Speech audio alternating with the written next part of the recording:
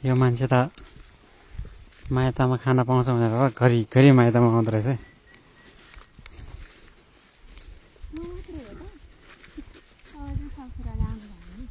तिमीले लिएर आएको मलाई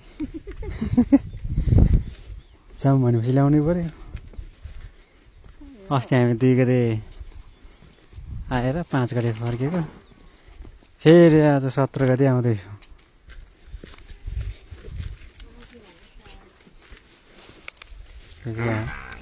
भैँसी दुध दिने भैँसी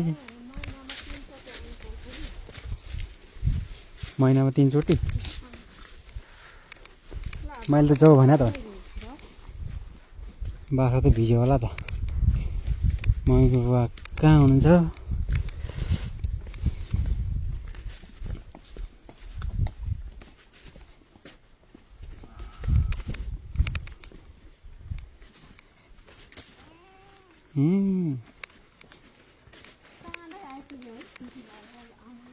कति बज्यो?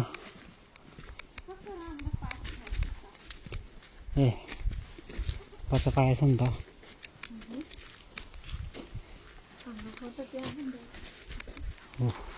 हाम्रो फोटो यहाँ पनि छ।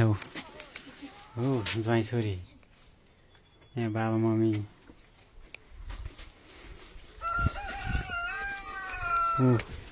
पाहुना आइपुग्यो, भरे मलाई काटेर खाऊ भन्दैछ।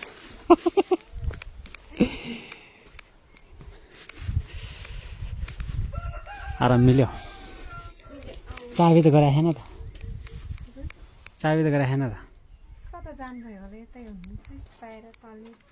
खै फोन गर्नु न। यहाँ त हिजोदेखि पानी परेर होला, मौसम खराब। हामी त बल्ल बल्ल आइपुग्यो।